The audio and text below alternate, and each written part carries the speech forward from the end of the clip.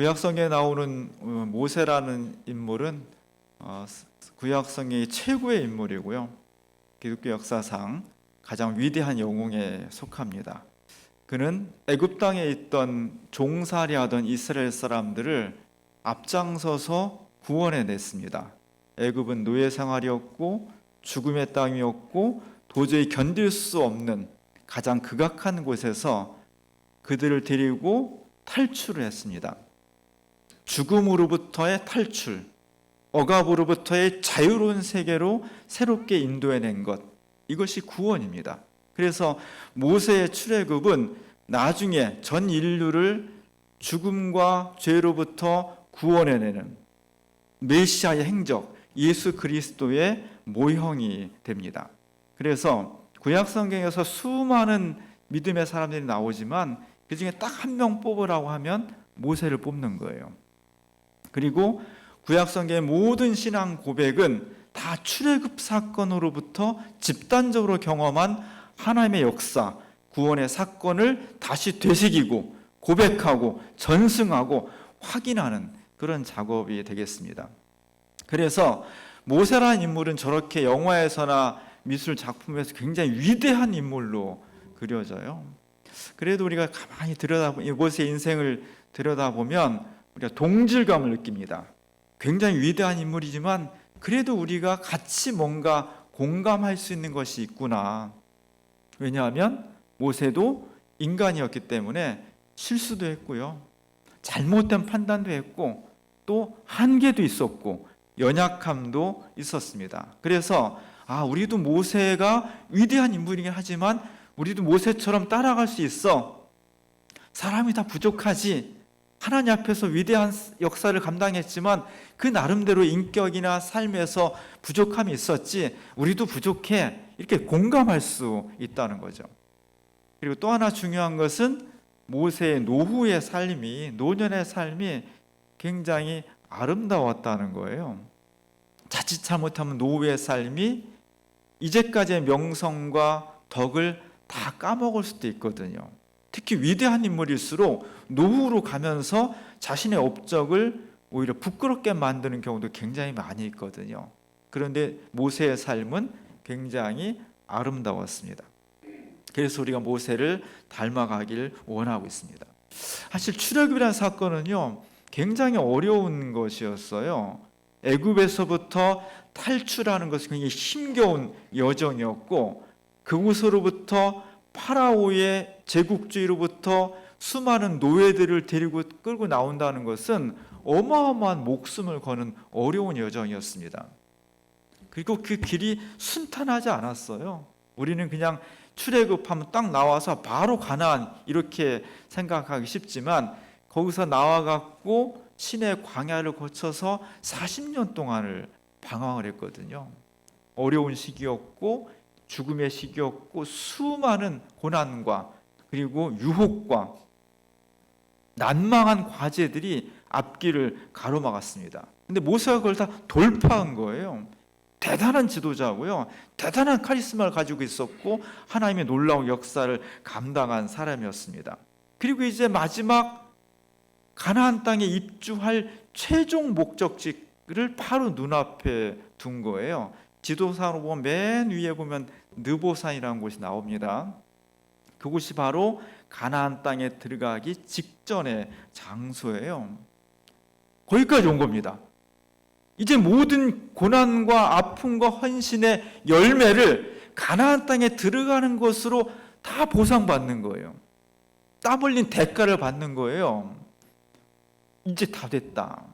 그런 마음을 갖고 있을 때 하나님께서 너는 여기까지다. 가나안 땅에 너는 들어가지 못한다. 이런 청천벽력 같은 말씀을 해주십니다. 아마 모세는 성경에 기록은 되어 있지 않았지만 엄청나게 서운했을 거예요. 막 뒤에서 막 욕했을지 모르겠어. 하나님 나한테 이럴 수가 있나. 이렇게 내가 산전수전 다 겪어가지고 고난을 다 헤치고 나온 것은 바로 저 가나안 땅에 들어가서 우리 조상들이 그렇게 염원했던 그 땅을 내가 땅으로 발로 밟고 그곳을 만져보고 그래야 내 여한이 없는 삶이 이루어지는 것인데 왜 그 열매를 나에게 허락하지 아니하십니까? 굉장히 아쉬웠을 거예요. 서운했을 겁니다. 근데 모세는 역시 훌륭한 사람이에요. 그 서운함을 내 생각과 다르지만 하나님의 그 역사하심을 자신의 운명으로 받아들이는 겁니다.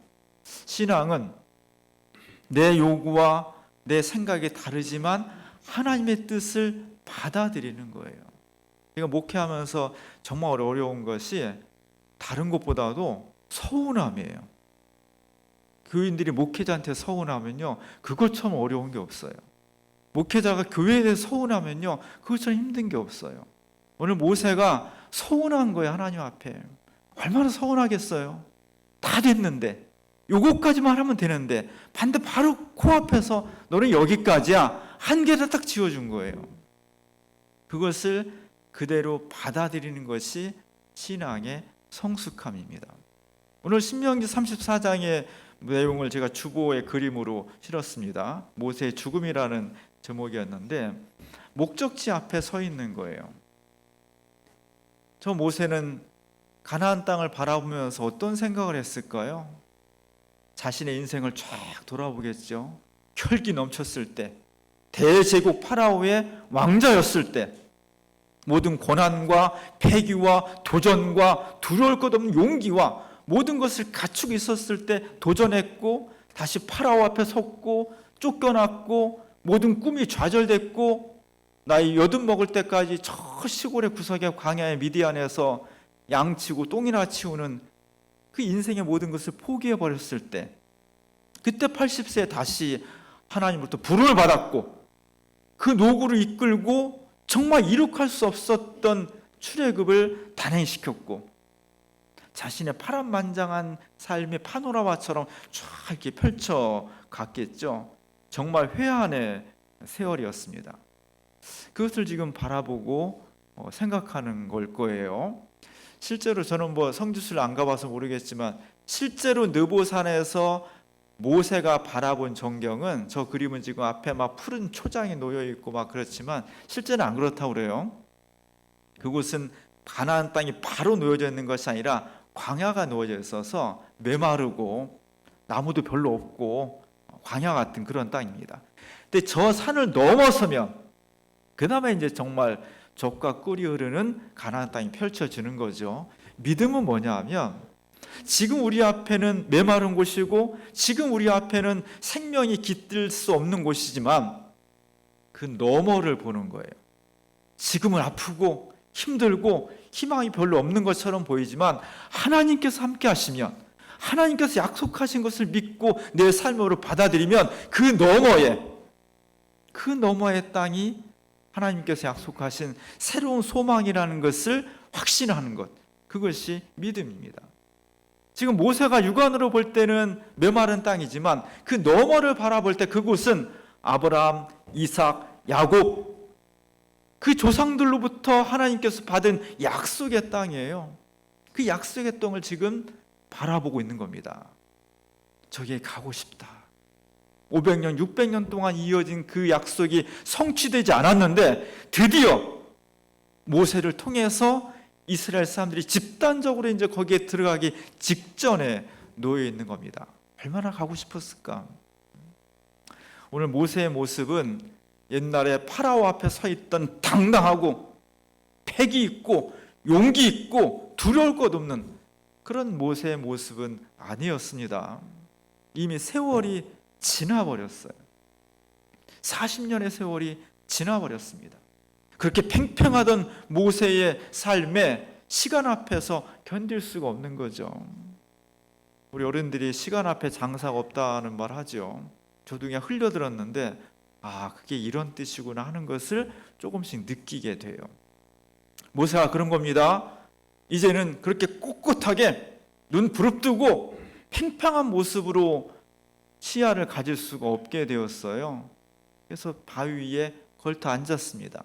지팡이를 짚고, 그리고 그는 거기를 바라보고 있는 거죠.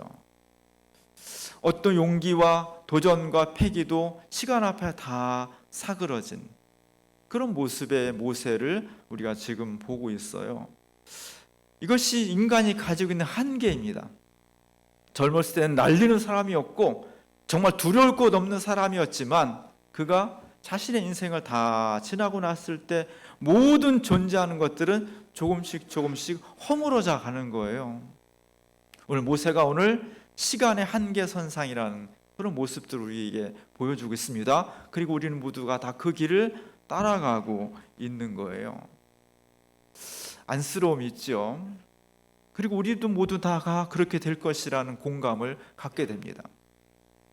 그럼에도 불구하고 성경이 오늘 우리에게 정말로 부러움을 주게 하는 것은 모세가 이때 나이가 120세였다는 거예요.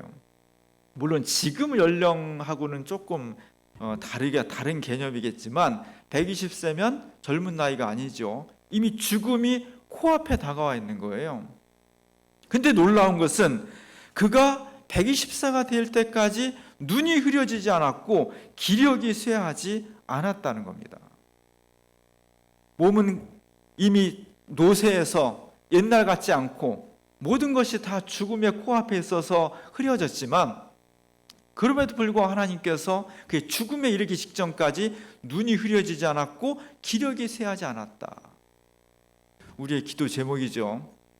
우리가 정말 그랬으면 좋겠습니다. 우리의 삶이 언제까지 산다 할지라도 삶이 다하는 그 순간까지 가능하면 기력이 쇠하지 않고 눈이 흐려지지 않고 우리에게 주어진 삶을 정말 기쁨으로 살아가다가 하나님 앞에 가는 그런 삶이 가장 아름답고 행복한 삶인 것 같아요. 우리가 이런 모세를 바라보면서 어떻게 노후를 준비해야 될까? 저도 노후에 대해서 별로 생각을 많이 안 해봤어요.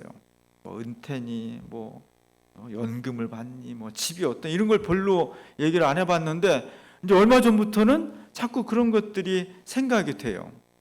그리고 이제 동료들끼리 모이면 한 주제가 옛날에는 맨날 시국이 어떻고 이 역사를 어떻게 변하게 그 폐기와 젊음이 막 있었는데 이제 그런 얘기도 하지만 한 50%는 야 우리 은퇴하면 어떻게 살지?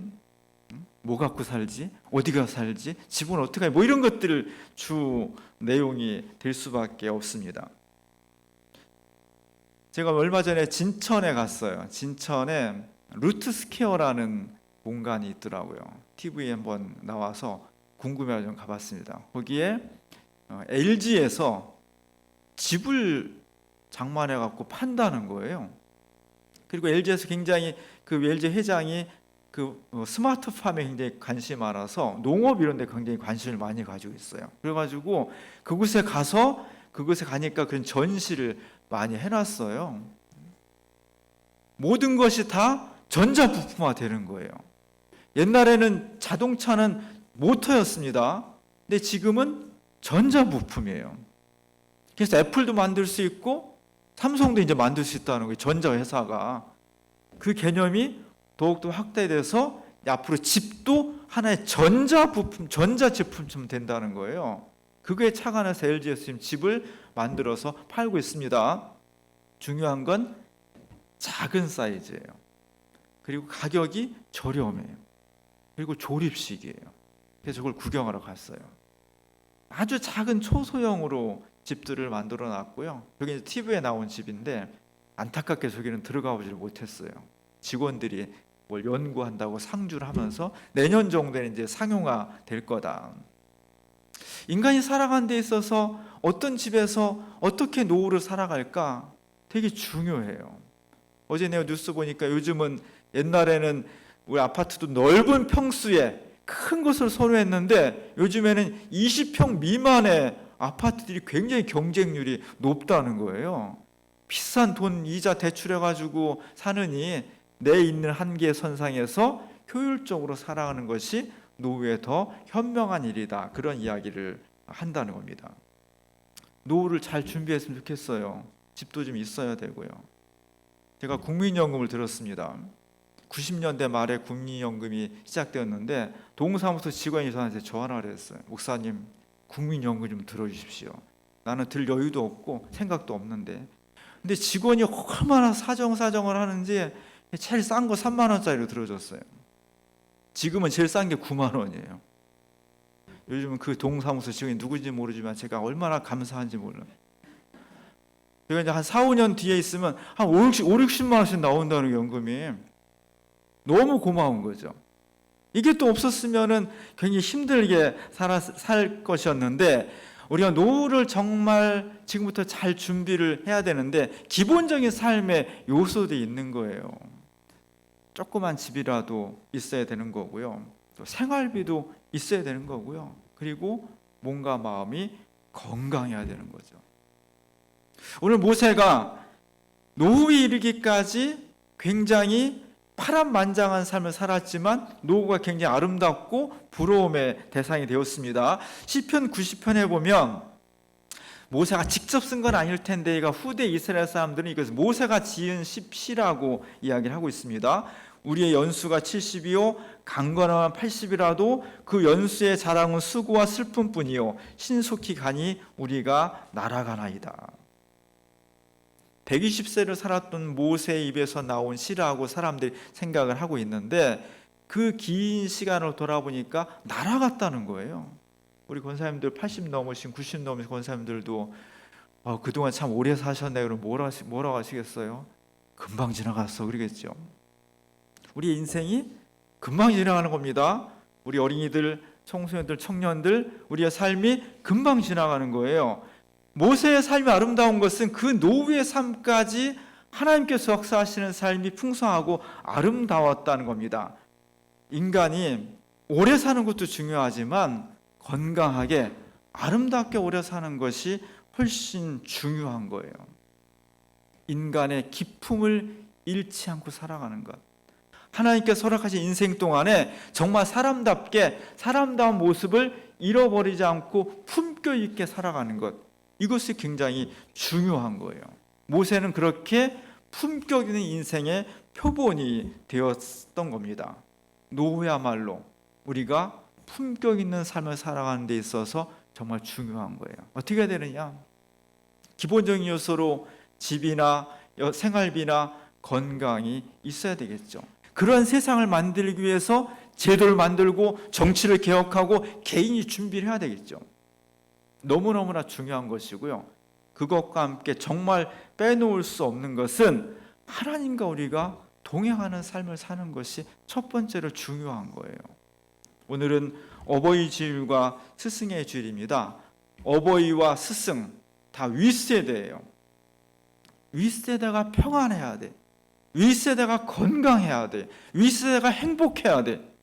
그래야만 그 다음 세대가 그 평안과 행복과 아름다움을 물려받을 수가 있는 거예요. 부모님과 선생님들이 연세가 들수록 평안한 사회가 건강한 사회예요. 그 사회가 선진 사회예요. 그를 위해서 후세대가 노력을 해줘야 돼요. 그리고 젊은 세대도 지금부터 노후를 일찍 준비하는 것이 굉장히 중요해요. 시편 90편 1편의 1절에 보면 주여 주는 대대에 우리의 거처가 되셨나이다. 시인의 고백입니다. 우리의 삶의 거처, 보이는 집도 중요하고 보이는 건강도 중요하지만 그 모든 것의 근원은 어디에 있느냐? 하나님이 진정한 인생과 역사의 거처가 된다는 겁니다. 머물 수 있는, 평안할 수 있는, 내 삶이 깃들 수 있는, 기댈 수 있는, 안식할 수 있는 거처가 된다는 겁니다. 그게 누구냐? 하나님이라는 겁니다. 오늘 부모 세대가 자녀 세대한테 정말로 전수하고 싶은 것, 선생님들이 열과 성을 다해서 우리 어린이 청소년들에게 전수하고 싶은 것, 우리의 삶 전체가 특별히 노후로 갈수록 아름답고 건강하고 행복해야 되는데, 그러려면 어떻게 해야 되느냐? 인생과 역사의 거처가 되시는 하나님을 진정한 삶의 근거로 삼을 때 그 삶이 지금뿐만 아니라 노후까지도 평안하고 아름다울 수 있다는 것입니다. 오늘 모세가 우리에게 그 삶을 보여주었습니다. 모세의 아름다운 노후가 우리의 삶에 함께할 수 있기를 주님의 이름으로 간절히 축원합니다. 기도하겠습니다. 우리의 삶이 영원할 수 없습니다. 우리의 생각과 몸과 삶 자체가 시간에 따라서 연약해질 수밖에 없습니다. 노후에 이른 우리의 부모님들, 또 우리의 선생님들, 우리 모두가 다 연약한 노후에 이르게 될 텐데 하나님께서 함께 하시어서 평안케 하시고 사랑하게 하시고 행복하게 하시고 하나님과 동행할 수 있는 놀라운 아름다운 삶이 될 수 있도록 도와주옵소서. 우리의 영원한 거처가 되시는 하나님과 함께 우리의 삶 전체를 맡기며 나아갈 수 있는 하나님의 자녀들 되게 하옵소서. 예수님의 이름으로 간절히 기도합니다.